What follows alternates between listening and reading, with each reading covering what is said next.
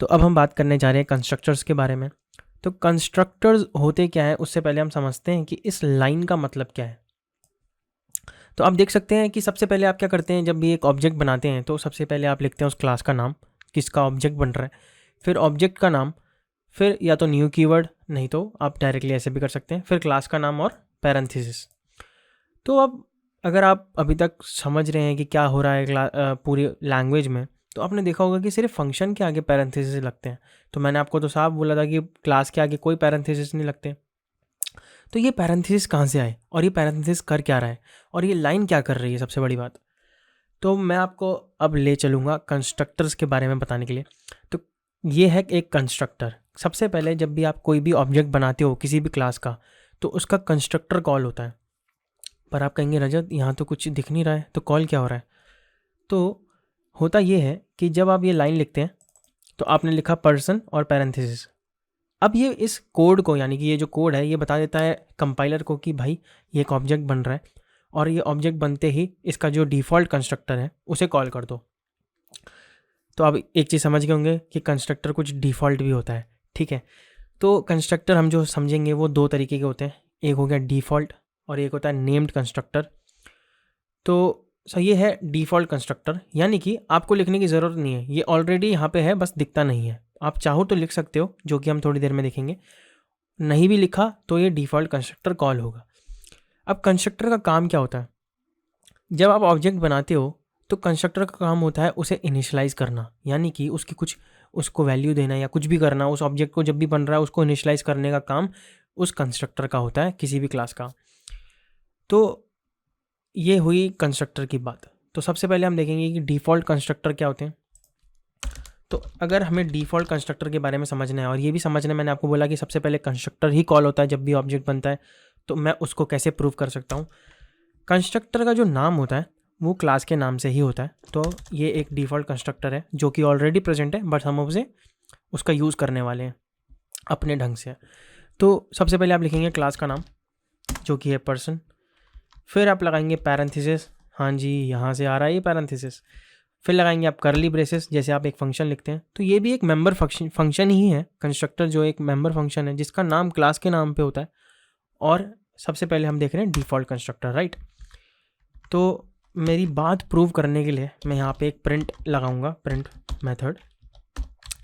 अब मैं कहूँगा दिस इज़ कॉल्ड फर्स्ट। तो अगर मैं इसे रन करूं, अब आप देख सकते हैं मैंने ये लाइन करी, फिर मैंने ये लाइन करी, फिर मैंने ये लाइन करी। तो सबसे पहले कॉल क्या होगा, मैं बोलता हूँ ये कॉल होगा। तो इसे करते हैं हम ऐसे रन और देखें दिस इज़ कॉल्ड फर्स्ट, क्योंकि क्या हुआ कि आपने ऑब्जेक्ट बनाया तब जाके पर्सन का कंस्ट्रक्टर कॉल हुआ डिफ़ॉल्ट, तब जाके सारी वैल्यू इनिशियलाइज हुई। तो अगर एक और एक्सपेरिमेंट करके देख सकते हैं हम, जो कि करना चाहिए। तो इसको यहाँ लिखते हैं। तो अगर मैं इसको हटा दूँ और इसकी जगह मैं आपको सीधे एक और चीज़ दिखाऊंगा, एक नया जादू, कि आपको ऑब्जेक्ट बना सकते हो और वो ऑब्जेक्ट आप ऐसे भी लिख सकते हो। अभी मैंने कोई ऑब्जेक्ट का नाम नहीं लिखा, मैंने सीधे क्लास का नाम यूज़ करके उसका वेरिएबल लिख दिया, जैसे कि मैं यहाँ पे भी कर सकता हूँ। तो ये क्या हो रहा है, ये इंस्टेंशिएट तो हो रहा है, डिफ़ॉल्ट कंस्ट्रक्टर भी कॉल हो रहा है। तो अब देखते हैं क्या होता है। तो अब देखा कि क्या हुआ कि आपने एक ऑब्जेक्ट जैसे बनाते ही हैं, तो आपने एक वो किया, एक ऑब्जेक्ट को इंस्टेंशिएट किया, ठीक है। तो जब ये इनिशियलाइज हो रहा है तो सबसे पहले कंस्ट्रक्टर कॉल हुआ, राइट, यहाँ से। फिर उसकी जो वैल्यू थी यहाँ पे नेम की वो प्रिंट हुई। फिर क्या हुआ, फिर से हमने पर्सन का एक कंस्ट्रक्टर डिफ़ॉल्ट कंस्ट्रक्टर रन हुआ, तो फिर से वो लाइन प्रिंट हुई और फिर से एज प्रिंट हुई। तो ये होता है डिफ़ॉल्ट कंस्ट्रक्टर। और मैं इसको वापस ठीक कर देता हूँ। तो अब हम देखेंगे कि नेम्ड कंस्ट्रक्टर क्या होते हैं फिर। तो नेम्ड कंस्ट्रक्टर, जैसे कि नाम बता ही रहा है कि नेम्ड कंस्ट्रक्टर भी सेम चीज़ है, कंस्ट्रक्टर ही होते हैं। पर और एक और चीज़ याद रखना कि नेम्ड कंस्ट्रक्टर में आप कोई भी वैल्यू एज अ ले सकते हैं, जैसे एक फंक्शन लिखते हैं वैसे हम एक कंस्ट्रक्टर को डिफाइन करते हैं। और नेम्ड में आप उनका कुछ भी नाम रख सकते हैं, और मैं बताऊंगा कैसे। तो कह लो कि सबसे पहले हमारा काम क्या है कि कंस्ट्रक्टर का नाम क्लास का नाम ही होगा। तो सबसे पहले हम लिखेंगे पर्सन, ओके, पर्सन नहीं पर्सन। ठीक है। और पर्सन लिखने के बाद सबसे पहले आप करेंगे यहाँ पे डॉट ऑपरेटर। डॉट ऑपरेटर के बाद आप अपने उस नेम्ड कंस्ट्रक्टर का नाम लिखेंगे। तो मैं चाह रहा हूँ एक कंस्ट्रक्टर बनाना जो कि क्या हो रहा है, जब भी वो कॉल होगा तो वो एक हेलो मैसेज प्रिंट करा देगा स्क्रीन पे। तो इसका नाम होगा हेलो, कंस्ट्रक्टर का नाम, फिर एक पैरेंथेसिस जैसे था ही और एक कर्ली ब्रेसेस। तो अब मैं इस पैरेंथेसिस पे कुछ वैल्यू लेना चाहता हूँ, यानी कि यूज़र का नाम इनपुट लेना चाहता हूँ और उसकी एज इनपुट लेना चाहता हूँ। तो नाम के लिए मैं लिखूँगा स्ट्रिंग नेम और एज के लिए इंट एज। तो ये मैंने एक पैरामीटर में कॉल करा दी, मतलब एक दो इनपुट वैल्यूज़ ले ली है, पैरामीटर में पास हो रही हैं। किसके पैरामीटर में? एक नेम्ड कंस्ट्रक्टर के जिसका नाम है हेलो। तो अब मैं प्रिंट कराऊंगा हेलो देयर, और आपको पता है $, और ऐसे आप किसी भी वैल्यू को प्रिंट करा सकते हैं उसके अंदर, कोलन्स के अंदर। फिर मैं लिखूंगा एज $एज सॉरी। तो अब क्या होगा अगर मैं इसे रन करूँ? तो कुछ भी नहीं होगा, क्योंकि हमने इसे कॉल नहीं किया है नेम्ड कंस्ट्रक्टर को। डिफ़ॉल्ट कंस्ट्रक्टर अपने आप ही कॉल होता है, इसलिए हमें बुलाने की ज़रूरत नहीं है उसे, क्योंकि हम यहाँ ऑलरेडी बुला ही रहे हैं ठीक है। नेम्ड कंस्ट्रक्टर के लिए हम क्या करेंगे, मैं एक नेम्ड कंस्ट्रक्टर बनाना चाहूँगा ऐसे पर्सन, जैसे कि हमने लिखते ही हैं। फिर मैं लिखूँगा हेलो, और फिर मैं लिखूँगा यहाँ पे उसकी वैल्यू। तो मैं अपना नाम पास कर देता हूँ और दूसरे फील्ड में अपनी एज, जो कि है 16 साल 17 साल, चलो ठीक है। अब मैं इसे रन करूं और इसको कमेंट कर देते हैं। तो अब क्या होगा? अब आप बताएं क्या होगा। सबसे पहले सोचें, थोड़ी देर पॉज करें और सोचें कि अब क्या क्या प्रिंट होगा। तो अगर आपने सोच लिया है तो अब आप रन करके देखें। तो सबसे पहले प्रिंट होगा default constructor, this is called first. फिर होगा हमारा नेम्ड कंस्ट्रक्टर, राइट। एक और एक्सपेरिमेंट करके देख लेते हैं। हम पहले नेम्ड बुला रहे हैं, फिर हम डिफ़ॉल्ट बुला रहे हैं। तब क्या होगा इस केस में, जो कि होना ही चाहिए कि हमारा पहले नेम्ड कंस्ट्रक्टर हुआ कॉल, क्योंकि हमने उसे पहले बुलाया है, फिर हमारा डिफ़ॉल्ट कॉल हुआ। तो इस तरीके से कंस्ट्रक्टर काम करते हैं। तो कंस्ट्रक्टर का यूज़ ही यही होता है, किसी वैल्यू को इनिशियलाइज़ करना।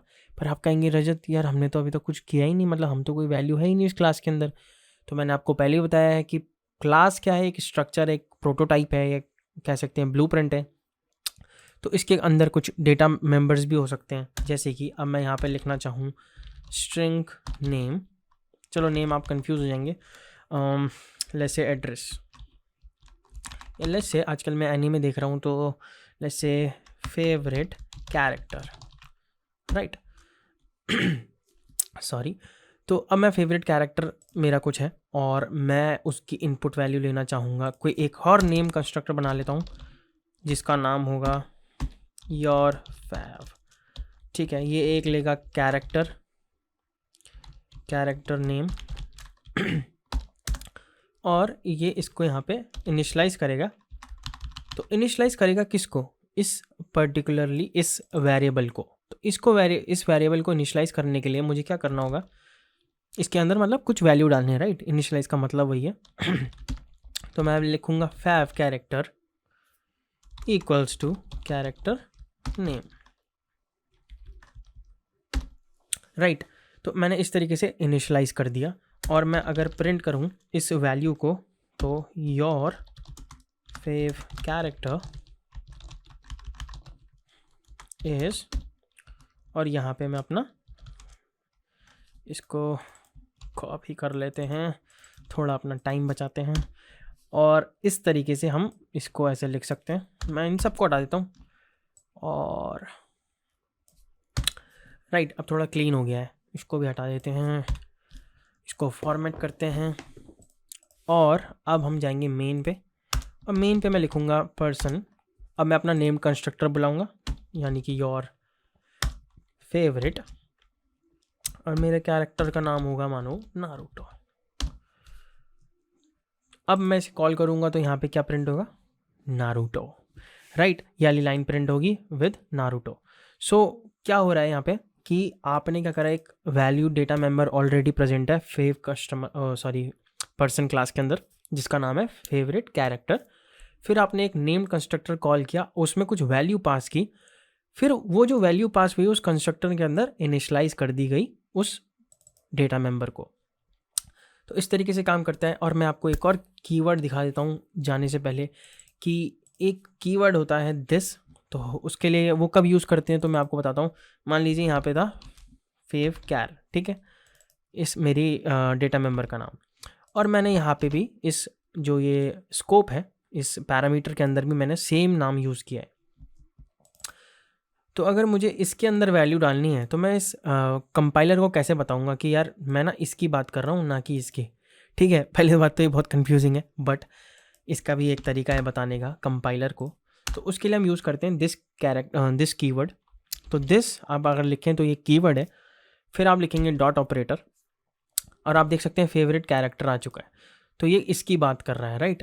तो इसको प्रूव करने के लिए मैं आपको बता सकता हूँ, इसकी वैल्यू लिख सकता हूँ मैं नारुतो, और जो ये वैल्यू आ रही है इसको हम पहले इसको प्रिंट कराते हैं और फिर इसको प्रिंट कराते हैं। तो मैं यहाँ पे अगर फेव कैर लिख दूँ, राइट, एंड एक नई लाइन पे वॉज ऐसे लिख देते हैं, राइट। तो वो मुझे अगर इसको कॉल करना है, राइट, इस वाले पर्टिकुलर उसको डेटा मेंबर को, तो मैं कैसे लिख सकता हूँ, दिस डॉट ओके, और यहाँ पे सास्के। तो मैं ये सब देख रहा हूँ इसलिए मैं आपको सब बता रहा हूँ। तो अगर मैं इसे रन करूँ और चेक करूँ तो सबसे पहले आएगा Naruto, your favourite character is Naruto and was Sasuke. क्यों हुआ ये? क्योंकि मैंने दिस ऑपरेटर का यूज़ किया है सेकेंड लाइन पे।